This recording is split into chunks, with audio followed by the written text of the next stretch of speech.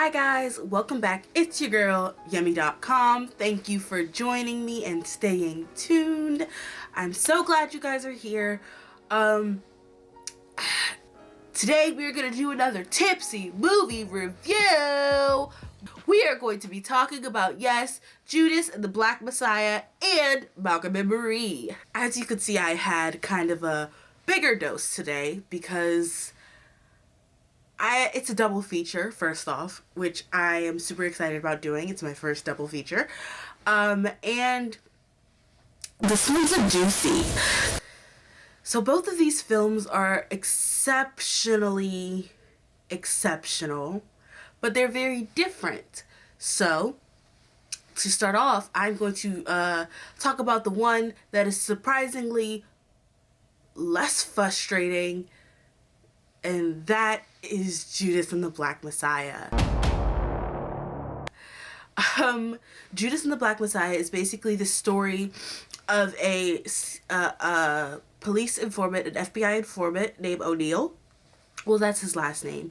And he is basically trying to, he ends up working with the FBI to try and get this new leader, civil rights leader of the Black Panther Party, like kind of in check, you know? His name is Deputy Chairman Fred Hampton of the Illinois Black Panther Party. And he was just an inspirational pillar of the Chicago area, especially the Chicago chapter of the Black Panther Party. They saw him as this up-and-coming rising star of the Black Panther Party, a potential new Malcolm X, new Martin Luther King, and they wanted to nip it in the bud. So they got a CI to help basically spy on him, release information, and do all of their treacherously dirty work. Now, the interesting about this film is that at the very beginning, it starts off with our hero, or I wouldn't call him a hero. He is not a hero. Our lead, it starts off with our lead pretending to be an FBI agent, pretending to be a police, to steal a car from another black man. I really like this because it sets up the treachery from the jump. Like, it shows that he gives no crap about anybody else but himself, because he was willing, in a time where it was like a big thing about brotherhood, he was literally willing to steal from another black person. Like, that is treachery in that time. And then on top of it, he was pretending to be a cop. Like, that's so ironic in the twist of him actually being a CI with the Black Panther Party. Like, the twist is insane to me. But I love the reasoning that he gives for using this badge instead of like regular carjacking with a knife or a gun. He said, basically he was saying the fact that a badge is scarier than a knife or a gun. And that speaks volumes, because the fact that something that could literally kill you is scarier than something that is just a piece of plastic, piece of metal, essentially. It's the strength that that piece of metal has. And he says it best when he says, badge is scarier than a gun. You mind explaining that for me? Any nigga on the streets can get a gun, man. Sir. A badge is like you got the whole damn army behind you. It's the symbolization of this badge being a get out of jail free card, which you find out in the end, even with him being a CI, it was essentially a get out of jail free card for him, because he lived on to his life, and eventually he ended up taking his own life, but like, he lived his whole life. He got off essentially scot-free. He made over $200,000 from the police being a CI. He betrayed all of his friends within the party, like, and he got away with it too. Like, it's like but that's just the setup for it, is all from that first badge, from the first time where he says he's the FBI agent, and it is consistently proven that the badge is stronger than the gun, the badge is stronger than justice, the badge is stronger than everything. And it's this depiction that resonates throughout the entire film, from the very first frame to the very end. which is to the very end, which ends with Fred passing away, being killed in his sleep. We're going to go through this sequentially. We're going to go through this as the movie progresses, just because I think that's how my mind processed this movie and Malcolm and Marie, just sequentially. But from the opening, the sound design is really like interesting. There's like kind of a silence, but you feel this like kind of void with it. It's a really interesting choice that they went with. And I'm actually really a big fan of sound design, so it really meant a lot to me to hear that kind of in the beginning. After the carjacking scene, obviously he gets recruited into being a CI, all these things, and we go to Fred, and he's giving a speech. Because the capitalist has one goal, and that is to exploit the people. He can have on a three-piece suit or dashiki, because political power doesn't flow from the sleeve of a dashiki. Political power flows from the barrel of a gun. We in the Black Panther Party don't believe in no culture except revolutionary culture. What we mean by that is a culture that will free you. Don't give me no five and dime costume of a medicine man or a witch doctor or whatever you think the motherland look like. Give me the righteous threads of a Mozambican Frelimo fighter. Give me an AK-47 or some bandoliers that they got in their goat. Give me some Colt 45s of the folks that are trying to feed themselves. I don't think they were married, but I guess mother of his child, and she's talking. She says something to him about him being a poet, and it literally took the words out of my mouth. It's so weird the way he talks. That is one of the things that is so jarring in this movie, and I think it's built to be jarring on purpose. It kind of puts him in this elevated place than everyone else. Like, the way that he talks is so much more hierarchy and poetically visceral and loud, and just it's a speech within itself. The way that he speaks and the kind of order he is, that it separates him from every other character, except for the one character who he's not supposed to be separated from, which is the love of his life. And yeah, because she's also a poet. She also ends up being his speechwriter, and it kind of is, you get to see this like this mingling of sorts, you know, of the way that they talk to each other, that is very interesting and very poetic, and it makes sense between them, but it also is like kind of the sort of middle ground of, like, you know, his drastic or like speech giving and the way that he speaks and how aggressive and like just like commanding his speech is. And he even says it later on. He's like, oh, well, that must have been a mystery. See, I don't write speeches, sis. I just get up on stage and speak truth to the people. We keep going, and as O'Neill keeps getting deeper within the Black Panther Party, he ends up having like a dinner with the person who is watching over him, essentially, in the FBI, whose CI that he is. And the CI says something so interesting. It's like when he's talking initially at the beginning of the movie, it's like this whole flip script. There's like a point in the movie where everything flips, and it's very weird because you see this at the very beginning of the movie. Like, he's talking, he's like, don't let Hampton fool you.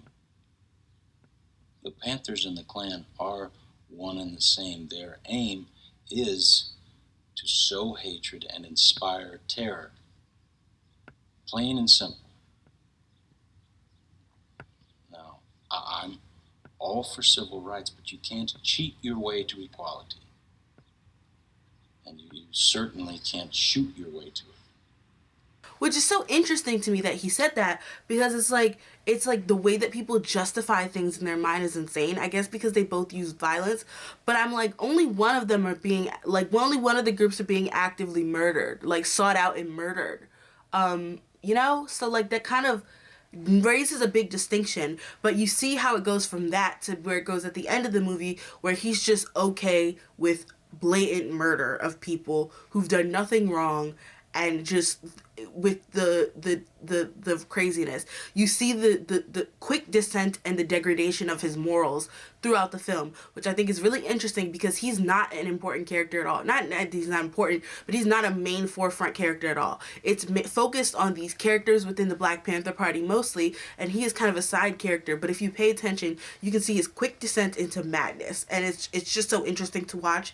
If you like watch it again, I highly recommend you like watching his character and the word selections and how like they go from like less and less middle ground, less and less moderate per se, and more just like to the point where they asked him, what if your daughter brought him a black man? And he was just so like, she wouldn't, like, why would you ask me that? Like, and that like the jump from that to like, oh, I'm not saying black people are bad, I'm saying all the people who root for violence are bad, including the clans. So that I find is very interesting. When like Fred had some cojones on him, like I don't know if he thought that just God was with him or something, because when he walked into the Crowds bar, he basically, as this goes on, he has this plan to unite all of like the disenfranchised people to form, as he would call it, Advances are forming a rainbow coalition of oppressed brothers and sisters of every color. And so how he does that is he tries to sit down and talk to the Crowds, which is this other group of black people who kind of have their own thing going on. He talks to the Patriots, who are like this kind of like I don't like poor white people. So like they're like the poor white people of Chicago. So like rednecks, I would say. The rednecks of Chicago. My folks grew up poor. They were sharecroppers. AKA the overseer. What if the overseer had banded with the slaves and cut the master's throat? Well then, comrade, we might not be in this funky ass ghetto right now. I'm not talking about the west side or the south side. I'm talking this filthy ass motherfucker right here. Shit. We almost got into it with a rat over a parking space. I bet y'all babies getting the same bullshit education. Y'all paying the same taxes to get your ears whooped in by the same motherfucking pigs. Ain't that a trip? We pay them. We pay the pigs to run us off of our corners. Let me ask y'all something. If this building caught fire right now, what y'all worried about, huh? Water and escape. If somebody would have asked you, what's your culture during this fire, brother? Water. That's my culture. Well, how about your politics? Water and escape. And the Lords, Well, guess what? which are like the Puerto Rican group, America's on fire right now. And until that fire's extinguished, don't nothing else mean a goddamn thing. like that were like based in Chicago as well. And like so he goes to all these different places to talk to them, to try to bring them together to go up against the police essentially, which is it works to an extent. The Black Panthers, the Young Lords, and the Young Patriots are forming a rainbow coalition of oppressed brothers and sisters of every color. Charge your dinner right we have here today. To the point where they had to arrest him because they were so scared of what he would do, and they arrested him for allegedly stealing ice cream. But like when you watch it, the scene where they're standing on the steps and they're talking, it's just so many berets. I know that is not the point of the film. I understand.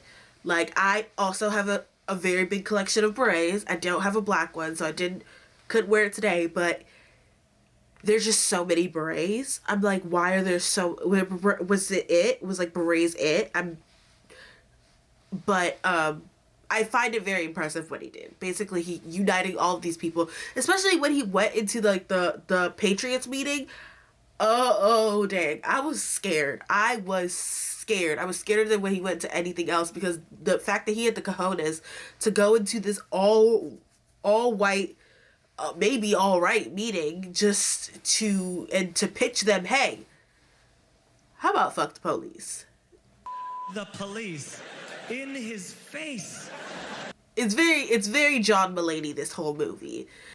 One of the things that I really, really loved about this film is that there's always, almost always, when there's an extreme like protest, like violent scene, the next scene is this sweet and like loving scene with him and his girl, like Fred and his girl, just like whether they just be like talking sweetly to each other or just like speaking in poetries or anything. So it would be like this protest scene, this violent protest scene, and then like him in bed with his girl just talking sweet nothings, and you see the strength of his speech almost never changes, but the softness and like the sweetness to it obviously changes. He's very more liberated here, and then very much more, you my sweet everything over here. And it's still at the same kind of level of talk, but it's like it's a slower texture over here as opposed to a harder force over here.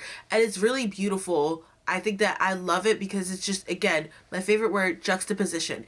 It just adds like a jump for me. It kind of keeps you in the movie, because there's very much a way that this movie can become monotonous between all the protests and like the stories and all of the things, and again, based on the fact that this is based off of a real story, like based off of true events.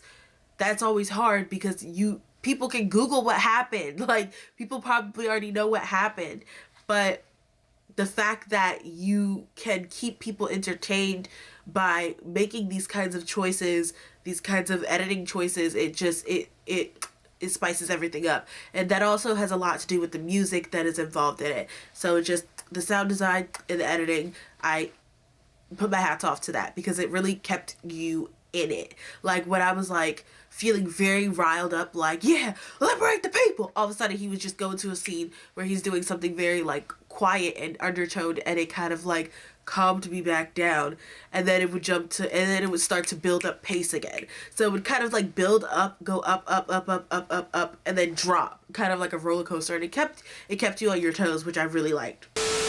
2 to 5 years for ice cream is bullshit. Anybody who tells you any difference is a liar. That is ridiculous. If I got 2 to 5 years for ice cream that I didn't steal, I would burn everything down. And the fact of the matter is, burn it all down. And then at some point, a building caught on fire.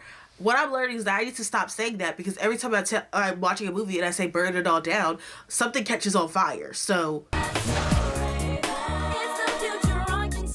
Yep, that's me.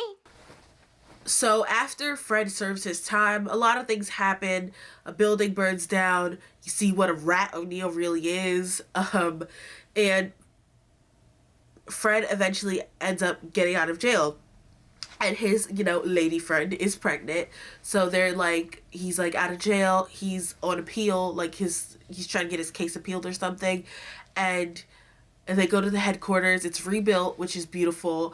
But like, he immediately goes into this like existential, like it's like a welcome home Fred meeting. And like, also there's a lot of deaths that were like, phew, over my head. Like, I was paying attention and I was like with it and in it, but like I didn't care. And that's the one thing about this movie. I did not care for anyone who was not Fred, his girl, whose name I cannot even remember, which is terrible because she's a civil rights icon, and I feel so bad that I do not remember her name. So, Fred, her, O'Neill, I didn't really care for what happened to O'Neill because he was a rat. Like, cut him dead. The girl who got arrested in the beginning and held a gun up on O'Neill, I cared about her. That's it. That's the only 4 characters I like kind of cared about. 3, because you can't even really count O'Neill. 3 characters I cared about. So when something happened to those 2 boys, like, of course I cared. Of course it moved the plot along. Of course, like, yeah. But it wasn't, like, the biggest shift in, like, the tone of the story. It didn't hit me the way that it was supposed to in my feels until Fred came home and had that conversation with the boy's mom. That's when I, like, that's when it, like, hurt that he had passed away. That's when it hurt that he had died, like, fighting for his friend who was unjustly killed. That's when it hurt, when that scene is. And I'm really glad that they did that they put that scene in, and they didn't put it in directly after. They put it in, like, you know, they put it in a decent amount of way to remind you that yes, this young man's life was still lost and his memory will still be with them, and I love that. And then Fred does this welcome home speech.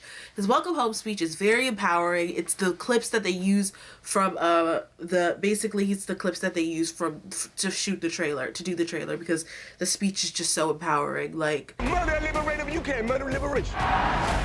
You can murder revolutionary, but you can't murder revolution. And you can murder a freedom fighter, but you can't murder freedom. You can kill the revolutionary, but you can't kill the revolution. And this man, the thing about it is that, like, they, like, have the shot, and I love the choice that they had the shot on his, again, lady friend, girlfriend, I'll call her his girlfriend, significant other, because he was talking about, like, how he's gonna die a revolutionary death. I don't believe I'm gonna die in no car, Red. I don't believe I'm gonna die sleeping on no ice. I don't believe I'm gonna die because I got a bad heart. I believe I'm gonna die doing what I was born for. I believe I'm gonna die half the people. I'm gonna die for the people because I live for the people. I live for the people because I love the people.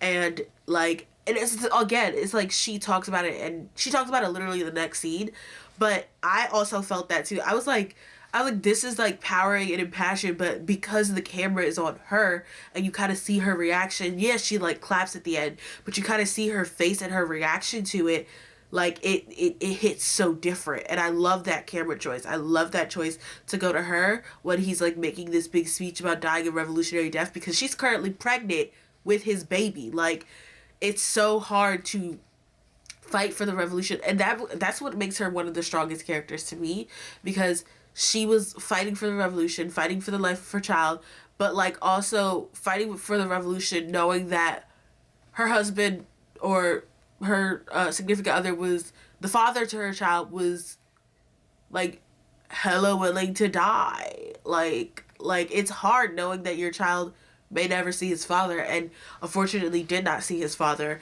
but it led to one of the most beautiful scenes of the movie, which was the poem scene.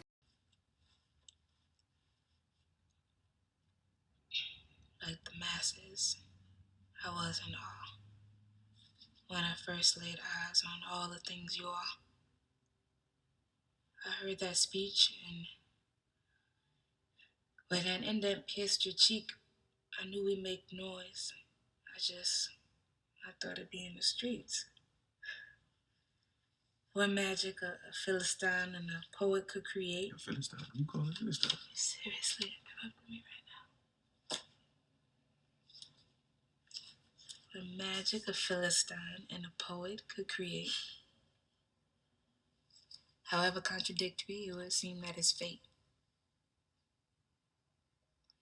We educate, we nurture, we feed, and we lobby. Perhaps we're here for more than just war with these bodies. Basically, she's like, it's easy for you to talk about dying a revolutionary death when you're not carrying another life inside of you, you know?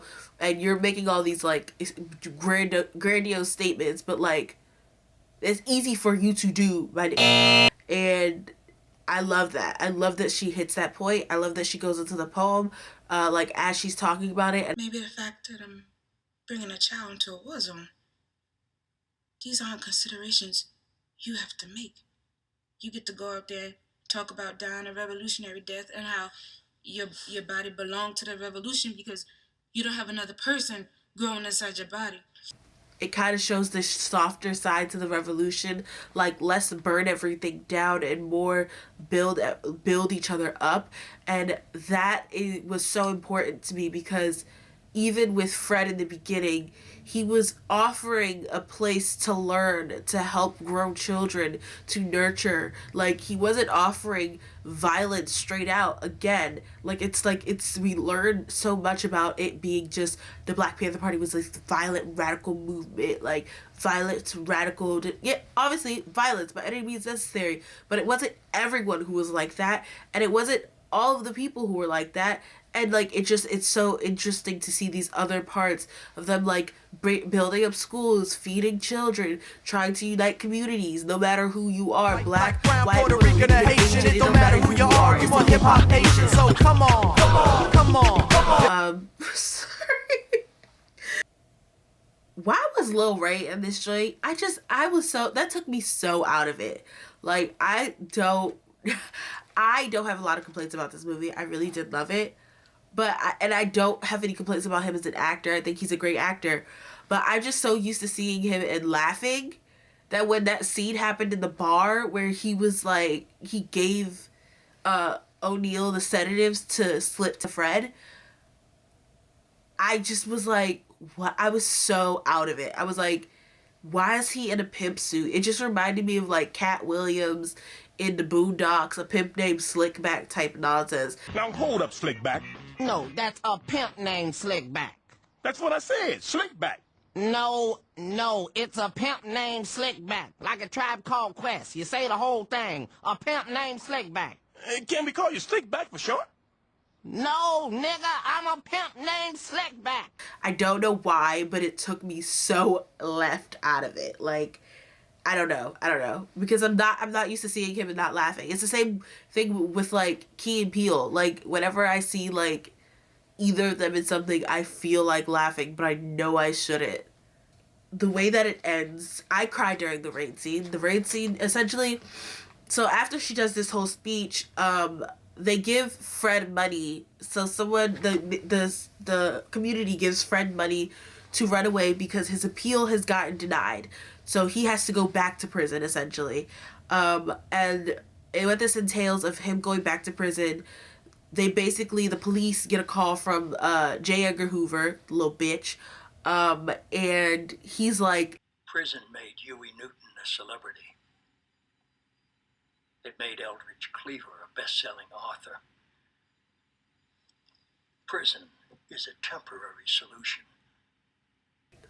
Jail only like furthers the cause for these men. You need to kill them, which I think is the dumbest thing he said. Like, he didn't say outright you need to kill him. He was just like, you need to make sure, you know, he's not immortalized. Like, but like literally killing him, killing a 20-year-old freedom fighter, that's so stupid. Have you learned nothing?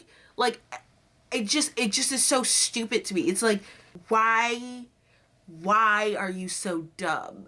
Like, that would only immortalize him more and his cause more and rally more people. When he was in jail, recruitment went down. They talked about how recruitment went down, how donations went down, how all of these things went down, how there was a shootout, they burned down their thing. Like, all these things happened when he was in jail. Like, no, and that's what you want. You want those things to fundamentally shift for the Panther Party to lose its thing. I mean, I don't want that, but like I'm saying, use the police. That's what you want. So why wouldn't you just put him back in jail for a longer sentence? Like, I'm not saying they did the right thing in trying to jail him or kill him for stuff that was not like real, like he on false charges and all this stuff. But you as a person should know that when you kill a man, he becomes immortal.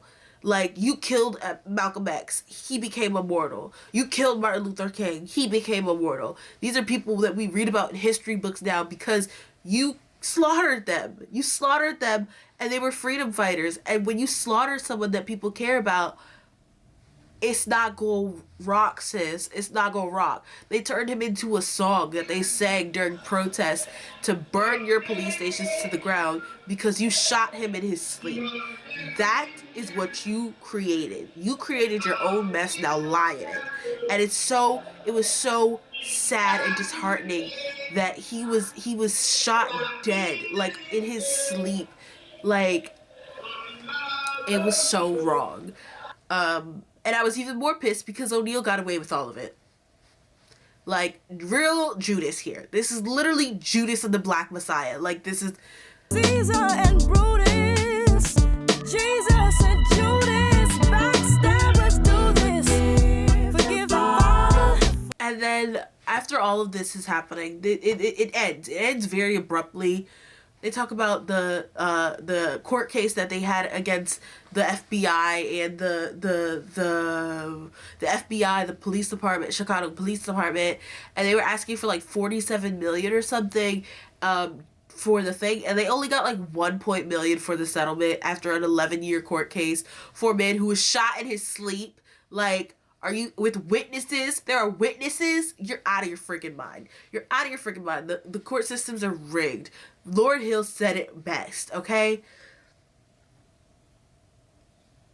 And that's kind of how it ends. It kind of ends pretty abruptly, which I think is very interesting choice because Fred's life ended pretty abruptly. So it's kind of like that replica of that. So like it pretty much like just ends like with no notice, kind of. I mean, obviously the story is about the Black Messiah, and once he's passed, there's like not much more story left. But they could have chosen a different route, but I think I like the route that they did of just having it end and not seeing Fred, like not seeing the gruesome scene of Fred being shot in the head, but instead focusing on his significant other and the growing life inside of her. I think was a very beautiful artistic choice. I think it kind of honored him in a way not to portray his death so gruesomely on screen. And I appreciate that. I really applaud that. And it still held heavy emotional weight because you heard it, but you didn't have to see, you don't need to see it to feel the depth of it. And that's kind of the overall theme of this. That's what the sound designing is, like the importance of sounds in this movie. And I really appreciate that. The only like real like thing that struck me as well is like this as the credits were rolling, I was like, it's just this thought for O'Neill, like what it's like, I can criticize O'Neill because I'm like, I would never, like, that's wild, but like what would you do when you're faced with that choice of being between like a death and the dollar? Like, what do you do between those choices? And I could never imagine being in any of the people's positions in that movie. But the fact that it is a real like story is insane to me, and I really appreciated it as it was, and I really think that it was such an important story to be told, and it was told so powerfully. Like, it was told so powerfully with the word choices and the rhetorics of the images that they've chose, and especially with the sound design and the soundscape. Similar to the sound design and soundscape of the movies making such an important appearance, we're gonna go talk about Malcolm and Marie, guys, okay? I want to tell you how I watched both of these movies. I actually watched both of these movies. I ordered from our local restaurant, our local Black-owned restaurant, Soul Boat. Got myself some chicken, some cabbage, I got a bottle of Black Girl Magic, the McBride Sisters wine. I cracked it open. I sat back. I poured a drink, and I watched it. And, like, I poured, like, a drink and a half, maybe. I drank, like, a drink and a half. I'm pretty lightweight. But I drank a drink and a half, basically, to get through. Not to get through. Like, it was a forceful thing. But when I was going through Judas and Black Messiah. So immediately I was like, all right, let me just watch Malcolm and Marie next. Like, I know I'm going to talk about it. Like, let me just watch it, take my notes. I poured a glass. No, I drank the rest of it to prep, you know, to get a little tipsy buzz back. And so I was officially 2 glasses of wine in for Malcolm and Marie. It was like, I want to say it was 13 minutes and 43 seconds in where I pulled out good old Evan Williams whiskey and I took a shot because, oh bish, this movie was too much for my soul. It was too much, and it was too much because it was too real. This is a clap, clap, bravo, and oh, okay. We're going to talk about, like, this maybe at the wrap at the end, but the acting was phenomenal in Judas and the Black Messiah. as well as the acting is phenomenal in this, but it's phenomenal in two separate, completely separate different ways. Just very different, very jarring to watch both. Malcolm and Marie, let's talk about it.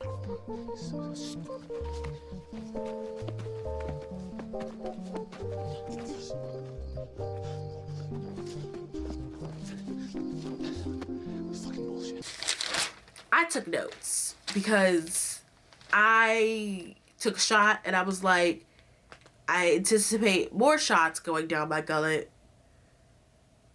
So I poured another glass of wine and I took a second shot and I chased it with wine.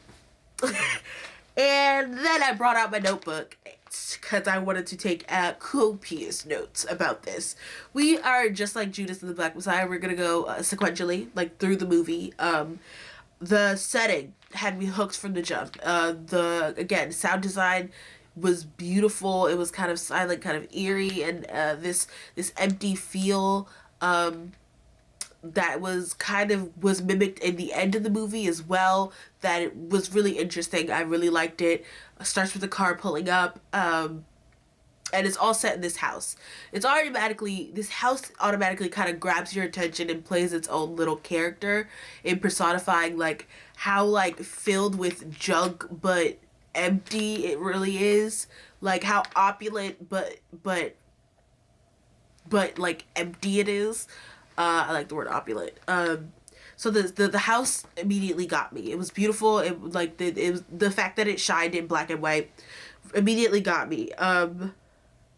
He like went into this opening spiel. There was like several things that happened. First of all, I shout out to Zendaya for lighting her cigarette with a house lighter. I think that is freaking hilarious. I have lit many of things that were not candles with that house lighter, just like anything with it, and it's so funny. And I just immediately was like, I relate to her, which I don't want to relate to her. But while she's doing that, she goes in, she pees, obviously, she lights her cigarette, and he is just railing on. He's railing and reeling about his movie premiere, how they're going to try and turn this story about Imani that he has written and directed into basically like this political piece, but he doesn't want it to be that. It's just about a girl getting clean and all this other stuff, and like he's just railing and regaling his tales for almost 10 minutes. Like the first 10 minutes is just him talking about how great he is, how great the movie is, all these other things. And like the song that plays in the background when he realizes that he's just been railing off things and she's clearly bothered by something. He didn't notice that she was bothered by something, but like she wasn't really answering. Is Selfish. But even before that happened, he's like walking and pacing around, and it's so interesting because like it stays on her as he does a lap, and then it follows him for a lap, and then it stays on her it kind of takes the turn of the back and forth, and it sets up the tit for tat nature of this freaking film, because this joint was tit for tat. They were in the world's worst chess game. It was like Bran Stark and Professor X decided to play the world's most dangerous chess game. This whole movie, like it was back and forth, dangerous checkers all the way. But that like opening that at the beginning of like it staying on her and then it following him and then it staying on her of back and forth kind of set up the nature of their back and forth nature, their tit for tat that was going to go on, and I really really like that. As soon as he realizes that he's been talking for so long, almost damn near 10 minutes, which pissed me off, the song Selfish comes up, which is really interesting, because he was selfishly just talking about himself and not even paying attention to his partner.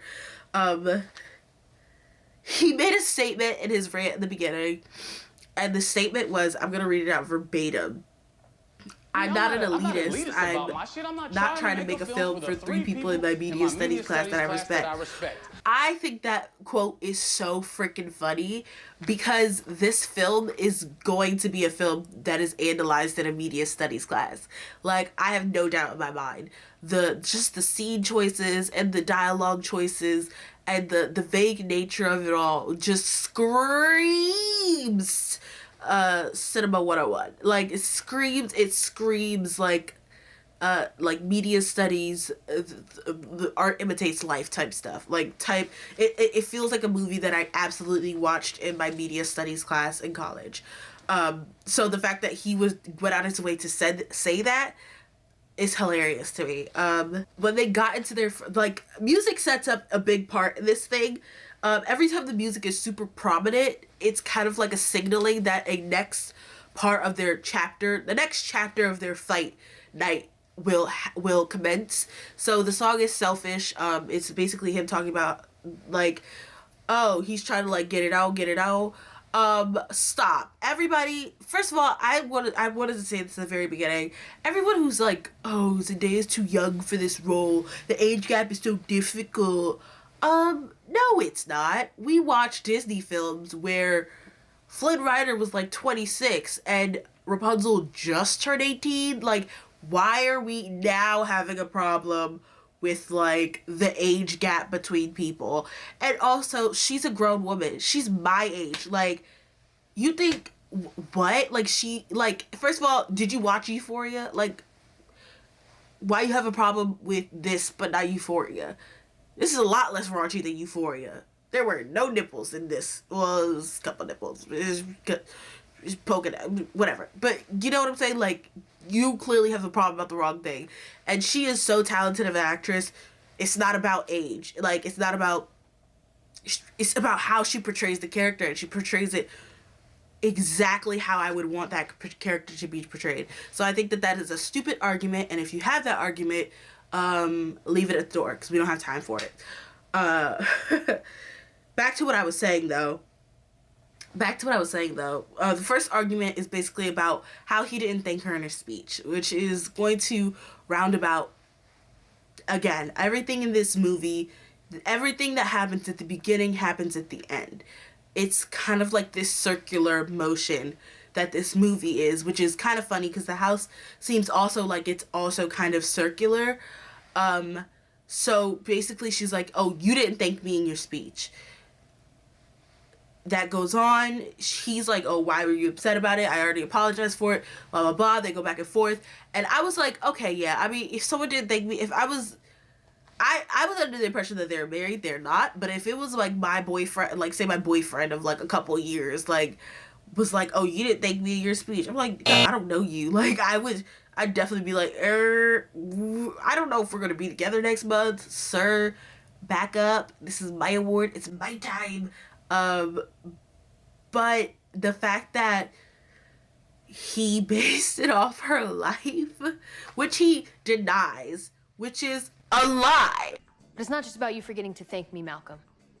It's about how you see me and how you view my contribution, not just to this relationship, but to your work. Specifically in a movie you made about my life. He based it off her life, like, and he didn't even think to thank her. That's the wildest thing to me, because she as they discuss it, as they talk about it, not only is it like based off of her life, heavily based off of her life, like there are certain scenes that she talks about, like with nail clippers and like with nail scissors and like being 20 years old and being a drug addict and going clean and all these things, and like, you know, cheating and all the things that happened within their relationship, within their home, within her life. The darkest parts, he took the darkest parts of her life, wrote it in a script, had her like review it, double check it, like whatever, like, and then didn't even thank her for it. Like, that is screwed up. That is screwed up. So at that moment, I was like, ooh, I know whose side I'm on. Like, it's over for you, buddy. It's over. And she made a macaroni. He's eating it. But it's this scene where, like, he's yelling at her about, again, the song changes, the music in the background changes, signaling another part of the fight. And he starts yelling at her from across the house, like, about how, like, it's not about her and all this other stuff. And literally she says this. And I was like, what fucking universe is Imani's character based on you? Really? Are you actually yelling and belittling me from across this house because you are too busy eating mac and cheese? What? What? I'm not. Don't fucking lie, you literally just got seconds. I didn't. Do you know how disturbing it is that you can compartmentalize to such a degree that you can abuse me while eating mac and cheese? Abuse you? Mac and cheese, I fucking made you. Abuse you. Verbally abuse Well, me. thanks for the fucking clarification. It's kind of an important one. But verbally abuse you? Get the fuck out of here. You know what, Malcolm? If you're gonna treat me like an insane person and call me fucking crazy, the least you could do is do it without casually eating macaroni and cheese. How does that work for you? What does that sound like in your fucking brain? What a cunt. This macaroni cheese is delicious. What a cunt. I wonder if there's no more mac and cheese. What a cunt. If I could direct commercials for Kraft mac and cheese, I would. Well, you could say whatever. She's not wrong. She's not wrong. This is like so disrespectful. He was being very disrespectful. And as the night progressed, I just wanted to say, fuck Malcolm, okay? Perspective, your perspective. You know, transcribing a conversation or holding a camera up and pressing record, that's a fucking YouTube video. That's a fucking confessional, a memoir. Okay. We've seen and heard it 1,000 fucking times before. Your experience, your life, your fucking struggle, doesn't matter. You've been an addict, boring. You overdosing, not fucking interesting. It's about transferring your emotions and all those moments into something cinematic and moving. So you know what? Good luck, Marie. I hate you. I hate you too. I hate you more. You fucking I hate you the suck. most. I fucking hate you. Fucking. He was garbage the entire time. It's like, she's not great. I must say, put it out there. Sis could be better. She's not great. Obviously, they have some major issues within their relationship. But he always has to take it to another level. He always has to up the pettiness. And that is where the problem lies. And she even says it at the end. She's like, you could have won the argument with 20% of the conversation that you wanted to have. But you wanted to go into so much detail, bring up your exes, talk about vividly how you them and where, and all this other stuff. You wanted to paint a mental picture in my Rolodex to piss me off, to solely be the pettiest person in the room. And that was where it got me. And that is where the verbal abuse came from for me. That's where the thought of abuse came from for me. Because she was for real playing his punching bag. But then she was punching back, obviously. But he was really, really coming. Like, and he was taking her biggest vulnerabilities and literally using them as an excuse as for not thanking her, or for her being crazy for not getting the role, or whatever. Like, he was using her vulnerabilities like as a weapon, and that's what they were both doing too. He did it way better, not gonna lie. He was more successful with the kill shot, but I get Malcolm. it now. All right. Fuck so, you. because you're scared and you didn't Fuck want it, you you. never wanted it, because You know you were what? too scared You are to try and fucking fail. ugly inside. No, fuck you. Marie, when I met you, you were a fucking pilled out disaster. You were barely 20 years old. Couldn't hold a conversation without nodding off or passing out or breaking down. Don't act like for the last 5 years you've been so fucking enlightened that I fucking forgot the old you. Of course I want you to have a life, Marie. You know why? Because I'm terrified that if you don't, you're gonna hang everything on mine. And when, God forbid, I forget to thank you at a fucking movie premiere, you come home, you start a fight, and by morning you're drinking on Xannies, trying to fucking cut your wrist with a pair of fucking nail scissors. Stupid motherfucker. Malcolm, I want you to leave this room. Oh, shut the fuck up, Marie. You know, I get it. I really do. You have pain and fucking disappointment and dreams like everybody else on planet Earth.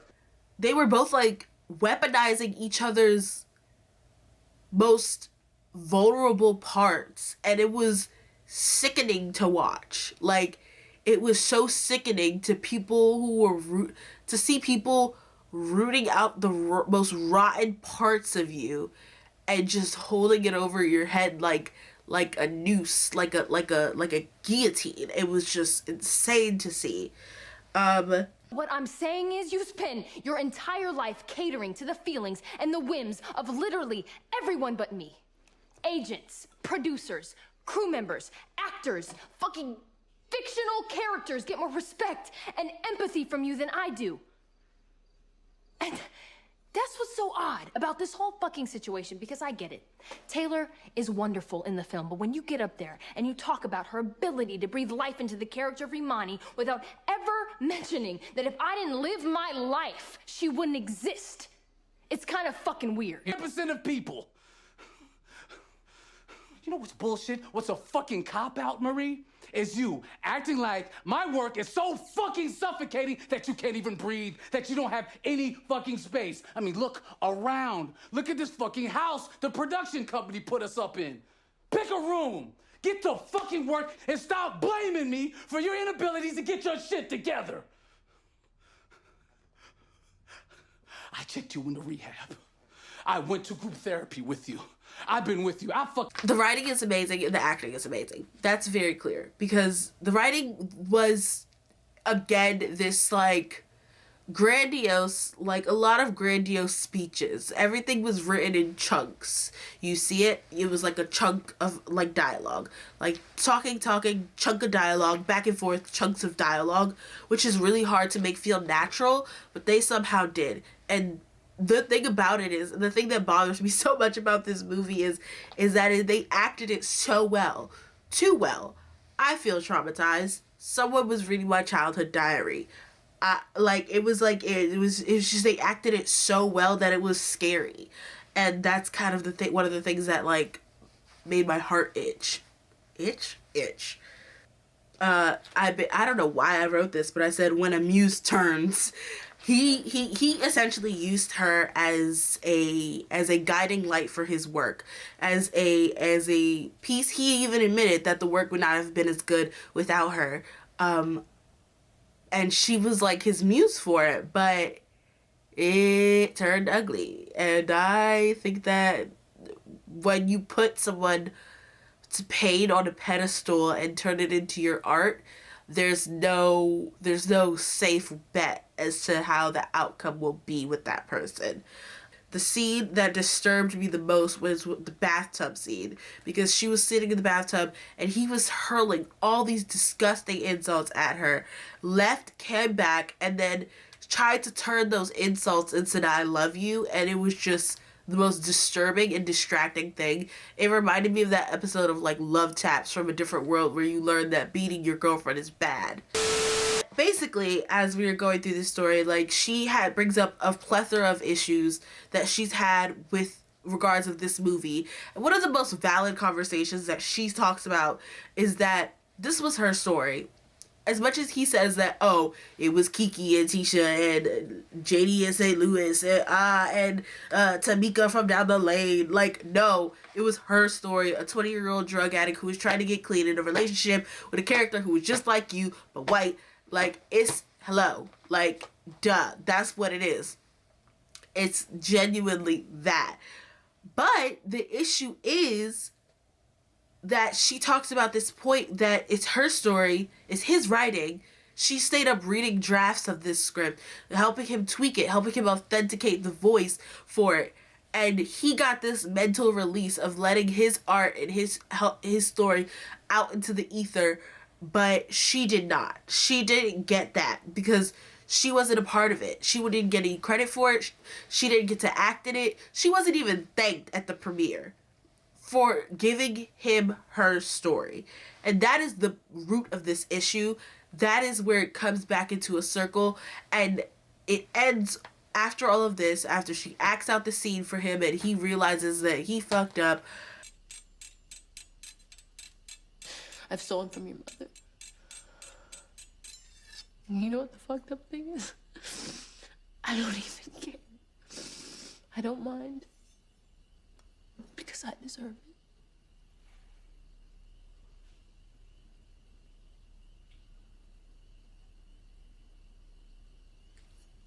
Tell me where the fucking pills are. Tell me where the pills are.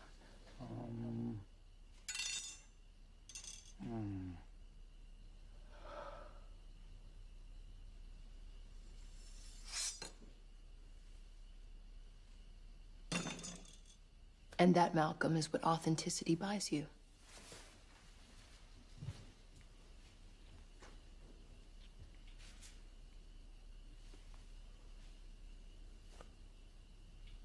Well, damn, why'd you do that in the audition?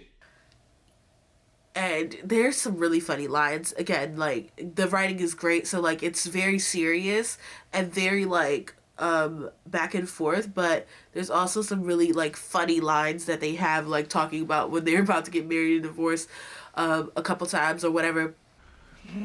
Should we get married? Not in the mood. Seriously, I feel like we're gonna get married and divorced at least a couple times. We might as well get started now. But there's this speech at the end. It's thank you speech, I would call it. It's like just a long, drawn out speech of things that he could thank her for, that she has done for him to help him thrive, and that he would not thank her for, that he did not thank her for, that he could not thank her for because he's so emotionally stunted. And even it struck me and made me so angry that even after all of that, he still did not thank her. He said, I love you, which is not what she wanted to hear, and he knows that's not what she wanted to hear. Eventually, they both go to bed, they wake up, and they're both looking out at the sea. And again, all of these fights are broken up by music, and it's so interesting to see that because the music is so significant, but it kind of ends where it started in this silent paradox. So it comes like kind of a full circle, but it's just toxic as hell. Like, it was too good.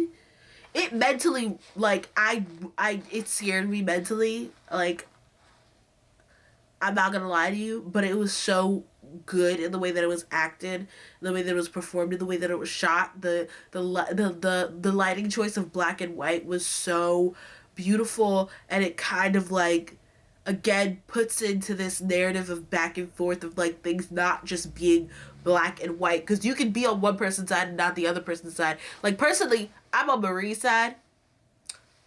Not sorry, but like you can see where he's coming from and where she's coming from because things aren't black and white. So it being in black and white just made that so much more interesting. Macaroni just stands for the ultimate disrespect in the black household.